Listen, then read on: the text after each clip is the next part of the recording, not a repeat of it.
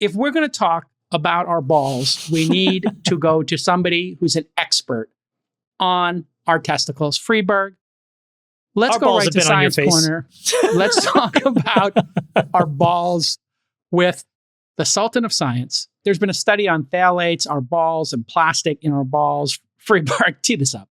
Yeah, the Consumer Reports put out a really interesting, or what has become pretty widely covered now, story a couple of weeks ago, where they measured phthalates in common foods. And Nick, if you want to just pull up the image, that's been repeated in a lot of media, a lot of press. People were going nuts over this.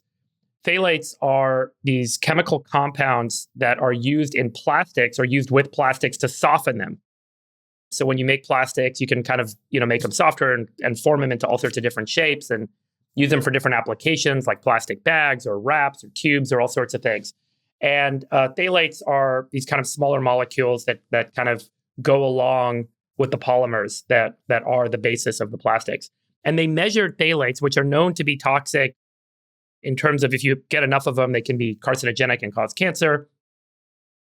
And they showed that every product they tested had phthalates in it. Wendy's chicken nuggets had, 33,000 nanograms per serving. If you scroll up to the top. Look at the Chipotle chicken burrito. Oh my God. Right. And just to be clear, guys, this is not just about packaging. Packaging plays a role, but the whole food supply chain, the way we wrap food, all of our water, all of our dust, all of the air we breathe, we have measured phthalates in everything. So these phthalates end up in the animals that are used to make milk and the animals that people eat. They end up in the water that goes into the vegetables that we grow in the ground. They end up being used to make the little plastic jars that we feed our kids out of, the little yogurt pouches that our kids drink out of, everything, all just to move food around in plastic packaging. But sorry, Freeberg, why would the chicken nuggets from Wendy's, though, be so... Is it because they are eating? They are eating things that have plastics in them. But we also don't know. And so then we're eating the chicken, so we're eating the plastic. Basically. We're eating the plastic. And it's also the fact that the way that they process the chicken and the material that they use and the packaging that they use and how they move this stuff from one place to another. You got bags that are holding chicken breasts that then get put in the thing. And then the oil the oil is transported in plastic. We don't know. So it's plastics all the way down. It's Guys, look at this. All the way down. These are the things like, look at Annie's. First of all, I really dislike Annie's labeling and packaging. I think it's very ugly, so I've never bought it for that reason.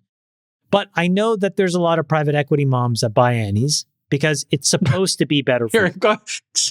Keep going, Tucker. No, this is a really good point. Yeah. Hold on, Chamath's making a really good point. Go ahead, Chamath. This is really good. And so the problem is you see organic. When you go, we go to Draeger's.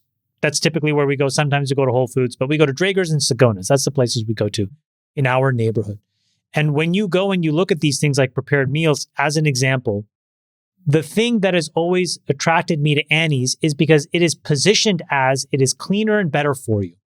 And you see everybody buying it. And what you actually see sitting on the shelf that's left over is actually the Chef Boyardee and the Campbell's.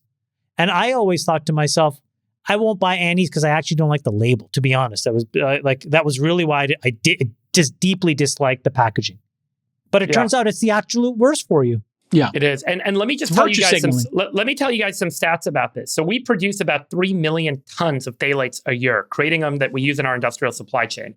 The global market for phthalates is about $10 billion per year. We find it everywhere. In our tap water, as measured in the US in multiple places, there's about 1 microgram. So those were nanograms. So you kind of divide it by 1,000. So that Annie's thing has 50 micrograms of phthalates in it. But there's about 1 microgram of phthalates per liter of water that you're drinking. Now, here's a study was done out of Germany where they basically tried to estimate how much people were consuming. And on average, people consume or ingest about 6 micrograms of phthalates per kilogram of your body weight per day. So an adult male is consuming about 500 micrograms of phthalates per day. And the human body metabolizes and excretes it, it comes out. The EPA, all of the administrative agencies that oversee this stuff, they're like, it's okay, we metabolize it as long as we don't consume more than we can metabolize. It's going to be safe because it's not going to stay in our bodies, it's going to wash out. Here's the problem. While it's in your body, while it's moving through your body, being metabolized, it is what's called an endocrine disruptor. And we talked about this in the past with respect to the sunscreens. These phthalates actually interfere with the hormones that are made by things like your pituitary gland, your thyroid, and even some of the hormones that are produced in testicle cells. There was another study done that really tried to estimate what the impact was. And here is a study that showed how do phthalates actually interact with different parts of the endocrine system. And they went through and they found all these places that biological hormones and the endocrine system are disrupted by the phthalates. And we'll put credit for everyone that shared these papers here later. And they basically showed the mechanism by which the phthalates are actually disrupting endocrine systems. Now, what is the endocrine system? We talked about endocrine disruptors in the past. The endocrine system is the interaction of hormones with cells in your body produced by all these different glands in your body, like your thyroid, your pituitary gland, and so on, controls things like growth, tissue development, reproductive tissue activity, like making sperm cells, autonomic function, like body temperature, blood pressure, sleep, heart rate regulation, injury and stress response, your mood. All of those things are regulated by your endocrine system. And so when the hormones or the proteins or peptides that are made by those glands are disrupted by these phthalates, it can actually disrupt those systems and mess them up. So while we're not consuming, generally speaking, enough phthalates to cause cancer, and therefore we all say, hey, it's okay, these phthalates aren't that bad, we're not going to all die from cancer. The truth is there is demonstrations now on how they can actually disrupt the activity of your endocrine system, and as a result, have all of these deleterious effects. Another study done on 125 men out of China, this paper was done out of China, they saw damage to testicle cells that would die, testicle cells that would produce fewer sperm, and then testicle cells that produced sperm with extra nuclei. And they actually demonstrated this in rats. So the set of compounds can be fairly disruptive. So now we'll go to the next story, right? And the next story is the one that everyone's writing about, which is, oh my God, there's plastic in balls. So a team at University of New Mexico that was published in the Journal of Toxicological Sciences just last week, they took 47 neutered dogs' testicles from a local pet clinic where they were getting neutered.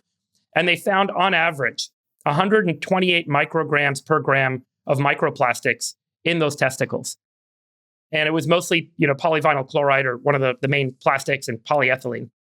And again, phthalates leach out of these plastics and leach into the cells. And then they went to the medical investigator's office and they found these the testicles that were frozen for 7 years, because when they do a medical investigation and they keep all the body parts, they keep them on ice and then they throw them away after 7 years. So before they threw them away, they got permission of humans. They got permission to use these testicles to figure out, are there plastics? And they measured them. In the frozen balls. In the frozen balls. These are ancient frozen balls. How old are these balls? 23 frozen balls, about 7 years old. Yeah. Okay, 7-year-old balls, frozen. Wait, are people donating their balls to science? Is that how this is happening? No, it's like when there's like a homicide or someone, or you don't know who died, or there's an investigation into why someone died. The coroner keeps the body parts in case it's needed for a police case later. All right, I just want to state on the record, I don't want my balls used that way. Okay. You don't have the frozen balls on your driver's license? Like, freeze my balls? They asked me to store my balls, I think. Yeah, they said, you've got such huge balls. Anyway, they got 23 of these balls from these bodies, and they found plastics, on average, 328 micrograms per gram of testicle in these balls. What do you usually find, Freeberg? What do you usually find in these balls? Well, we don't know, because we've never taken human tissue and tried to take it apart in a very detailed way to figure out, like, how much plastic is there? What is it doing to our body? But now I just want to connect the dots. So now we have a sense that there's these phthalates and these other compounds that come with plastics that leak in, that cause all this disruption. Separately, we're seeing this accumulation of these little plastic particles. And remember, plastics are polymers. They're long chains of monomers. And so they can be short chains, they can be long. So they break apart, and little tiny bits of them end up, and they're very hard to metabolize. And they sit in your tissue, and then they can cause all this disruption. So, I think these are like generally I'm just going to say it. First of all, I really appreciate that you did this. I think it's so important. We talked about microplastics a little bit ago. J-Cal moved his whole family away, I guess, a few years ago from plastics. I've started to do it 4 or 5 months ago. But you can't get away from it. It is everywhere. It's in the supply chain is your point. It's in the water. It's in the air. It's everywhere. This is what I was going to say. I think our food supply, I think we should just say it out loud, is totally corrupted. And I think there's all of these other factors we look at, the rise in the use of SSRIs, the lack of sexual function in young men, the lack of sex, the low birth rate. I think these are all related, and part of it is the food supply, and part of the food supply problem is the fact that it is corrupted by these materials that should never be in our body. I want to just push back on this because I don't want to limit it. That's a guess, but I honestly think it's the truth. I don't want to limit it. I don't want to limit it to the food supply, because here's the other thing. All of us are wearing clothes that use polymers, which are plastics. All of us are sitting at desks that have coatings of polymers on them. All of us have iPhones that use polymers. All of us drive cars, and the rubber. One of the ways that they found that plastic, these microparticles are getting in the air, is through tires. When we drive, little particulates end up in the atmosphere. We breathe them in, and then they end up in our body. Every part of our industrial supply chain uses polymers. Every part of our industrial supply chain. I hear you, but the concentration, I'm going to guess that the concentration, when you actually put it in your body, and then your intestines and your organs are bathed in this stuff, I'm going to guess that the food supply has a huge part to do with this. Yeah, but when let's say you're wearing a clothing. Almost all of our clothes now, many of our clothes have polymers in them. We put it in the washing machine. It ends up in the water supply chain. We consume that water. It's very hard to say that there's a specific action. Our whole system has been inundated with these lower cost. Okay, then let me say it in a way that maybe you will agree with then. We need to fix something. My starting point would be the food supply. Yeah.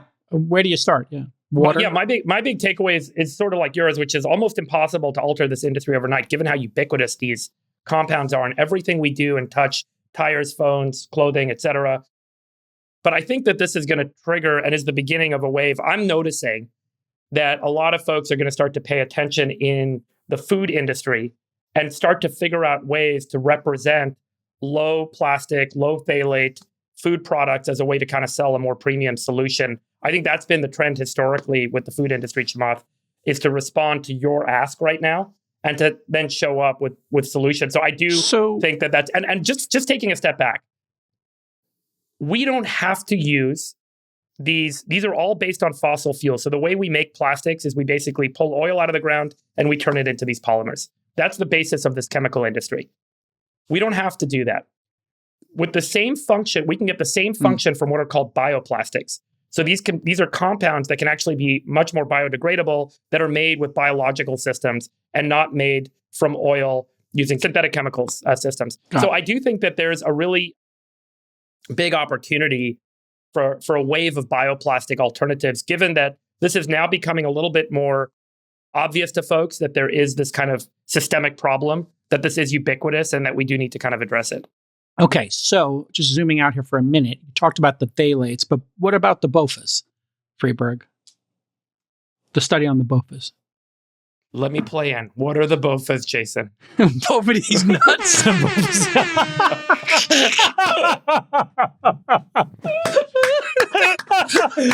done. That was really well done. That was really, really well done. Yes, you nailed it.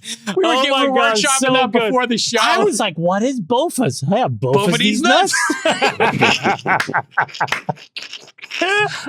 That's awesome. Try not to start laughing before you deliver the joke next time. Oh my God. That was where's really the air horn, Nick? Play the air horn. No. Okay, but let's get serious here for a second. I have a real question.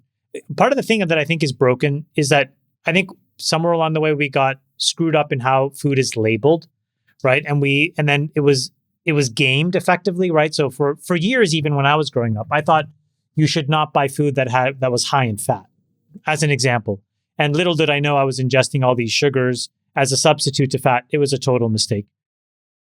Does the labeling need to become simpler and focus on these things that are just fundamentally carcinogenic for us? One. Two, are there like lawsuits that need to happen a la cigarettes where you kind of connect the dots between these phthalates and a bunch of these diseases?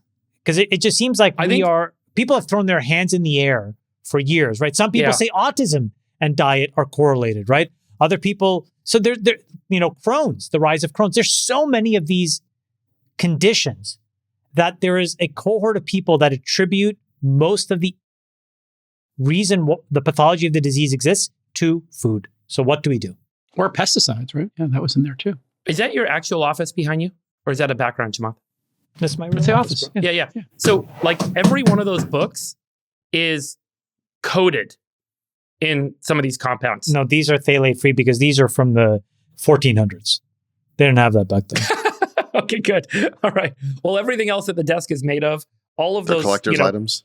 Yeah, Yeah, these are collector's items, bro. These are from an era where that stuff didn't exist. And you're pure. I'm assuming you're wearing a pure baby wool sweater, which doesn't have any polymer. Yeah, in it, but it's baby cashmere. Yeah. But I think what's overwhelming about this problem, biodegradable, right? I think baby Catherine is biodegradable. It is. What's overwhelming about this problem is the ubiquity of the problem. It's almost like asking, tell me everywhere that carbon is used. Like imagine if you had to label every No, I know, M&M but that's you're why I'm eating, trying to I'm trying to hone you into this one area that I actually I get the tires and the this and the that. I'm trying to get to something that I fundamentally care about. I have young children. I feed them food every day. I don't trust my food supply. I've never really trusted it. And this kind of stuff adds to this body of evidence where I'm worried that if my kids go through some kind of an issue, at the core of it will actually be something dietary. And it's typically overlooked by modern medicine because you'll treat it symptomologically. You'll try to give it some kind of pill. It's not how you treat a lot of these things. It could turn out where I think restructuring someone's diet can actually have an enormous impact. So I'm just trying to figure out what is something that we can all start to do to get a handle on this, because you're putting food in your body every day. Yeah, it seems like you're saying it's helpless here, Freeberg. There's nothing we can do. And I think what Chamath and I are asking you is like, where do we start? How can we start to get off of plastics? I think we got to go into the source. So biopolymers are made by living organisms. They're typically longer chains of what are more like sugar molecules. And they can be used in a similar way that they're not going to be as good as synthetic polymers that we use today. So a lot of our applications, a lot of our industry would have to be rebuilt if we really wanted to go back to redesign the whole system. But we got to redesign the whole system, Chamath. We're making everything out of these products because they're cheap and because we can pull oil out of the ground and turn it into cheap stuff. And then it makes things affordable for everyone on earth. And that's how this industry emerged. You know, it was not like someone randomly came along and said, let's put plastics in everything because it's going to be good for people. It was a way to make products more accessible and more available and cheaper, and it's everywhere. And so I think there's this real question of like, what industrial synthetic chemistries do we use today as a species that we should rethink using and start at that level and then rebuild from there? And I think shining a light on this stuff and just talking about what these products are and I think that's laudatory, but too complicated. I want something simpler, which is like, can we get a law passed so that chickens cannot eat certain kinds of food that are known to be high in phthalates? Yeah, and here's an idea. Look at this, Chamath. Like, look at this banana. Like, I just, as a newsflash, a banana already has a wrapper. It's called the peel. And then people are wrapping plastics on this stuff. Like, I think consumers need to demand that, like, why did you take a picture of a banana? Why did you take a picture of a banana? I found that on the internet. I didn't actually take it myself. Oh, okay. I thought you were like sitting at the store photographing banana. It's just, when you see this kind of packaging, this is what has made me nuts in my life, is all this crazy packaging going on. And in Europe, you are required at the supermarket, and people do this when they get to the end of the counter, they take the packaging off. The supermarket has to take the packaging, right? So they have to bear the burden of it. So if you get a tube of toothpaste, you can take the packaging off and hand them the thing. Other places are now saying, hey, if you're coming for peanut butter or grains or flour or sugar, they have a barrel of sugar. They put it in a brown bag, and you get this like more clean experience. I think we have to have like both ends of this, the supply chain, but also consumers. There's like a marketing. I want my bananas to come with packaging on them. You do? You I want don't them want anyone wrapped in else's plastic? fingerprints. I don't want anyone's fingerprints on my bananas. But it's on the You don't peel, eat bro. the peel, brother. You don't eat the peel. Yeah, but I could touch it. We haven't bought water bottles. I want everything to come in hermetically sealed plastic. Yeah, but then how many people in your house handle your banana? Pause. Whoa. Yay. Whoa. Did you ask him how many people in his house handled his banana? Whoa. No diddy. No, but the real issue is not that. It's like when the girls in your family have puberty younger and younger, and you're like, why is that happening? Or inconsistent Hormones. periods. Or when the boys go through these weird, moments where they're like not really I growing. thought that was TikTok. No, I'm just telling you, like when There's you so many things that we have to panic about. It's hard to your point, it's hard to attribute. Yeah. To one yeah, thing. but I think the thing that everybody could get focused on is how can you correct at least the marketing versus the reality in our food supply. You know, a different example. I remember Nat telling me something which was along the lines of like hormone free is something that's marketed, but like chickens have been hormone free since like the 50s. But it's like there's some latent hormones left inside of them. And then some of the feed is really poorly constructed. And you should be focused on like air chilled versus water chilled or whatever. There's just so much bullshit out there. And so I think it's hard if you're like trying to take care of your family. Make sense of it all. Yeah. Make sense of it all. It's just like, it seems impossible. I think everyone feels helpless and everyone wants to grasp I find this super frustrating because it's something that I really care about what I eat. Right, totally. And it came from a place where a lot of disease in my family, and then I was overweight when I was young. And so I just want to kind of like toe a... No, I mean, you eat and clean. It's impossible. If you're eating vegetables... No, I know, Jason, but yeah. my takeaway is there's going to be a lot of phthalates in my balls. Yes, absolutely. Despite all the stuff that I do, I'm no better off than somebody eating at Wendy's in the end of the day. And I feel like, well, what is all that time and expense and difficulty? Yep. It's not worth it. Well, there's other health benefits to it, of course, and there's environmental benefits. But we went all glass bottles, as I told you, and then I find out that some of the cans we have, because it's a couple of things we like certain natural sodas, they got plastic on the inside of the aluminum can. Plastic on the inside, exactly. I'm like, I thought I was doing the right thing here by going aluminum can. Now you got to get rid of the plastic. We put plastic on the inside. Exactly. So the moral of the story is don't try to do the right thing. I mean, I don't know. But anyway, I just want to... I think this stuff is unavoidable. I really do. That's why I'm not too worried about it. I think you're right. And I think that's why you see all of these kinds of diseases, these chronic and acute conditions just ticking up, tick, tick, tick, tick, tick, tick, tick.